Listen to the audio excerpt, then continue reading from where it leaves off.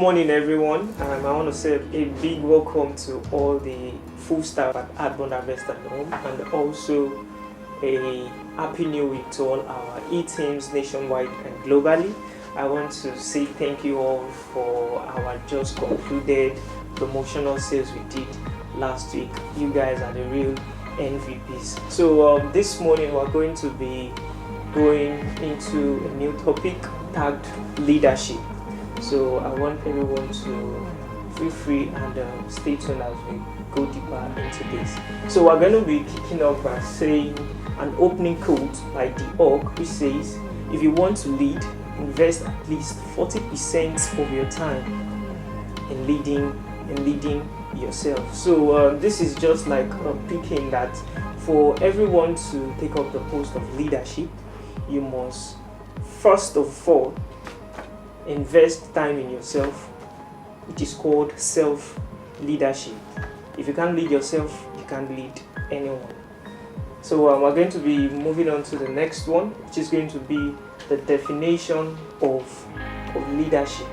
Now, leadership is the capacity to influence others through inspiration, motivated by passion, generated by vision, produced by conviction, and ignited by purpose. This definition is stated out by Miles Monroe, and I think it has these old words he has been able to pack together, and given this definite definition for leadership, there is no other definition which is far more better than this, because for someone to be a leader, you must have a purpose which is going to give people enough conviction to be able to be at your service. Now we'll move to the next one, which is going to be the need for leadership. Now, for every post of leadership, for everyone in a post of leadership, there is always a need for leadership. A need in the sense that there are one or two things such persons has to put in place to bring into effect so that a lot of change can come into place. Now, number one, nothing happens without leadership. Nothing happens without leadership. Number two, nothing changes without leadership. Number three, nothing improves without leadership. Now let's take the traffic light for example. The traffic light itself is in a post of a leadership. It directs people, telling them how to do this and how to do that. So it improves the way there is congestion of traffic on our roads. Now number four, it says nothing is corrected without leadership. We will notice that for every wrong deeds which is caused by somebody, someone is actually going to be coming into place to correct whatever wrong deeds that has been done. Number five says nothing develops without leadership. For every development within an environment, within everyone, there must be a leadership to develop such environment. And lastly, everyone, everywhere, every time is always being led. Now, there are bigger needs for leadership apart from the ones I've been able to list out here, because we have numerous amounts of need of leadership. So this is going to take us to the next one, which is great leadership starts with self-leadership. Now, we all know that people want to lead others, but why not start first leading yourself? To lead others, you have to lead yourself. For this reason, great leadership starts with self-leadership, and there are strategies for us. There are strategies we must go through to attain self-leadership. We're going to be going through these strategies, such as self-awareness. We're going to be going through self-reflection, and we're also going to be going through self-regulation. So to start with, we're going to be starting with self-awareness. Now, number one says, when leaders ask for feedback, we want to make use of a typical example of a leadership post within a team. Now we're going to be looking at when leaders ask for feedback from their team and the whole team is silent. That is an example of the major point we're going to be pointing out from self-awareness. Now, within a team, a leader is asking a question or is communicating with his team members, and after asking them that question, the whole table, that is the whole round table, is silent. No response, no communication, nobody is giving feedback that okay, this is this is that. That means there is something wrong somewhere, and this calls for character trait check. Character trait check in the sense that the leadership will have to trait check himself or herself. That is the number one tool for him to implement. Now, to carry out this character trait check, you have to do the following. Now, number one, do this on a rainy Sunday. Every Sunday might not be rainy, but then just take a cool, calm day where you can get to trait check yourself. Number two, ask yourself, who was the worst teacher you've ever had? Now, this is kind of thing that is kind of repeating itself. You might be in a class and your teacher has taught you the whole syllabus, then a question is coming up that who understand this, who have a question, and there's nobody to point out that, oh, I understand this, I don't understand this, or I have a feedback to add. So you have to think of that worst teacher you had when you were in school, and think of what he or she has done for he or she not to have gotten a response while in class, because that is such thing that is repeating itself again as you being in post of leadership. Number three, it says ask yourself what you did to be a good leader. You might be thinking or have that self-conviction that, oh, I think I'm good with what I'm doing, but then why are my team not communicating with me? Why are they not giving me feedback? Why is this and this not in place?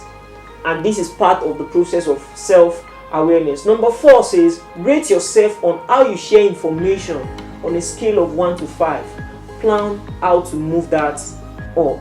Now, as you all together are a team in an office setting, there are informations you have that is not directly accessible to them, and it is left to you to share with them that, okay, this is so and so, this is what has happened over the week, this is what is going to be happening, and a whole lot of more information. But then it happens that you as the leader, you are sweeping over some informations over the carpet and not sharing it in totality with the entire team. That is very, very bad. So by the time you get to do the character trait check, these are things and steps you should take. Number one, do this on a rainy Sunday, on a calm Sunday, on any day that is very calm, on a very calm temperature. You can do that. Ask yourself, who was your worst teacher?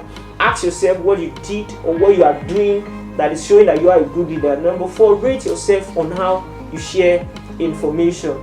So after you've done all this, you have to move up on the plan to take. Then we're going to go into number two, which is self-reflection. Now, this self-reflection means you taking a couple of minutes to reflect on yourself. You can actually take a mirror, look into yourselves, visualize yourself, reflect on the challenges you face as at the time you've gained that post of leadership. Look at your challenges of yesterday, the challenges of last week. You are reflecting on them so you can know how to overcome them. Assign 2 to 5 minutes in doing this.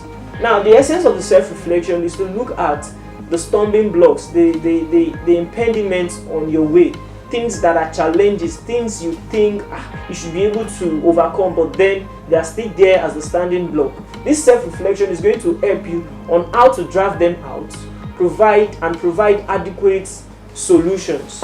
Then, thirdly, number 3, it says self-regulation. Now, after you have gone through the process of self-awareness and self-reflection, and there isn't any regulation in the team, you should implement reframing. You've done step 1, you've done step 2, you've done what is needed to be done, but then there is still no regulation in the team. The result you are looking forward to is not coming forth. Now, you are going to take a step which is called reframing. Reframing means to take a step back. That is, repeating a step, taking a step back. Now, to take up a leadership position, you must be of self-leadership. Because in our opening quotes by the org, he said, for you to lead others, you have to invest at least 40% of your time in leading yourself. Because it is through self-leadership that great leadership are produced. Now, you must be of self-leadership and you must do the following. Just as we stated earlier, you must reframe yourself to self-awareness, self-reflection, and self-regulation. For great leadership, start with self-leadership. For great leadership, start with self-leadership. A lot of great leadership out there have challenges with self-leading themselves. And we're going to be seeing a lot more in our next slide. Now the next slide is leadership that will destroy us. There are a lot of leadership that will destroy us, but I think the major ones I've been able to draft out is this 7 I've been able to list it out. Number 1 is saying politics without principles. Now this number 1 alone can take us a whole day, a whole year, and a whole century to digest and break into pieces. Now we all know that not all politicians are needed in leadership, but leadership is needed in all politicians. Meaning that a lot of people into politics, they don't look up, they don't look into what a true leadership should be doing or what it should possess. As a person in post of leadership, you have to have purpose, you have to have passion. Those are things you have to have for people to be self-convicted that, okay, I think I can go in line with the vision of this leadership, and I can be in service to what he has. Now, a lot of politicians, they don't think about the next generation. They think about the next election. They so prepare for this. But leadership has to deal with your passion and purpose, and in essence, you are thinking about the next generation. But we see a lot of things happening now. Even our politicians that come out for election, they don't have the quality. If they are 1, 2, 3, 4 all fighting for the same position, they don't want to be found in such posts. So leadership, think about the next generation, while politicians think about the next election. Number 2, pleasure without conscience. Number 3, wealth without work. We have a lot of these systems outside, which actually are in post of leadership. We have lotto, we have gambling. All these things are all wealth without work, and they are leadership that will destroy us. Number 5, business without morality. Over the past few years, a lot of things have happened. A lot of business has closed up. So these people need support. They need money. They need finance. But then you see banks coming up with policy that shouldn't be embraced. They give out a voluminous amount of loan to people in which they know they can't pay back within the time frame they've given to them. And that is a business without morality. Number 6, science without humanity. Wow. A lot of people will say science. Yes, science is the greatest achievement, but also it is the greatest cause in human race.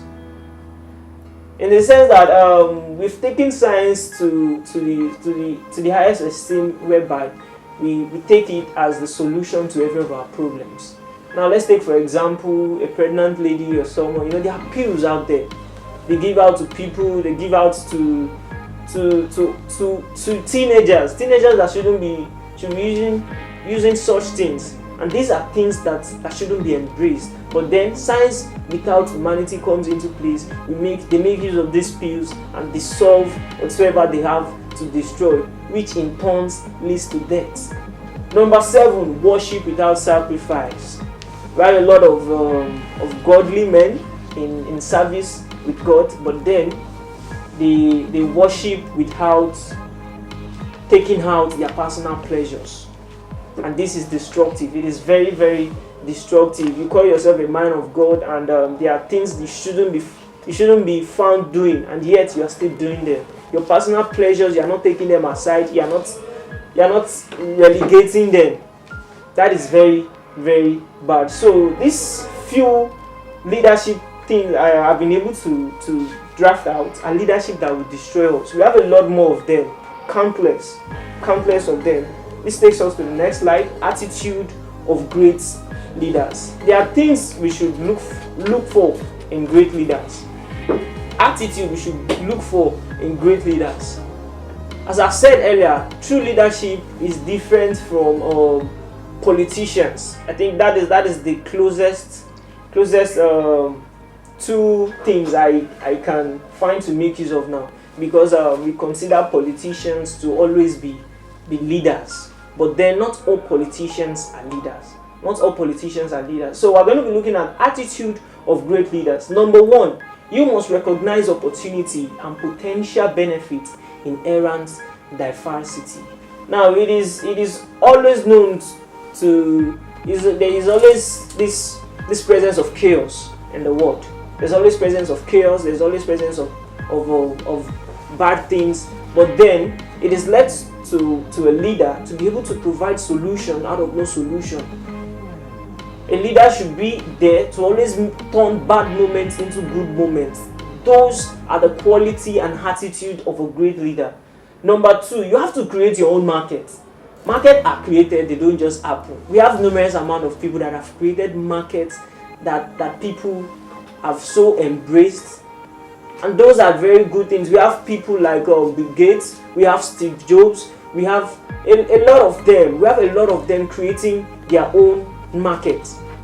They have value, they have everything in place, and you would know that these people are great leaders. For Bill Gates to be able to do what he has been doing, Steve Jobs, even after he's dead, what he has created is still there and functioning. I think is the one of the largest markets still functioning, and that is the attitude of great leaders. Even most of them are gone, we can still feel their presence. Now, a market is something you should create and make people need it. You shouldn't create a market because people are in need of it. You should create something and make people need your service. Number 3, leaders must broaden their customer base.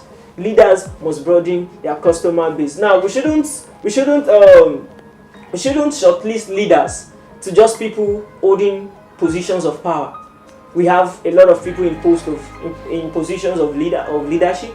We have teachers, we have masons, we have mechanics, we have a lot of people in posts of leadership.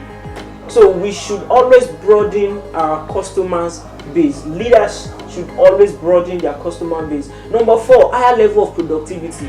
No matter the service you are providing, as a leader, you must have high level of productivity. No matter the service you are providing, be it in real estate, be it in food production, in clothing industry, you must have high level of productivity. Let me use real estate as a point of view. Now, in Nigeria as of now, or in the whole world globally, there is an estimated statistics of 7.9 billion people in the whole world. But now let's make use of Nigeria as a point of example. Let me make use of Nigeria as a point of example where we have 230 million people in the country presently. 230 million people. Now it's going to go down to the point whereby we're going to be looking at the numbers of people who own landed property and the percentage of people who do not own landed property. We would so know that the rate at which people don't own landed property is so worse. Now let's imagine 2.2% of people owning a landed property out of 230 million people.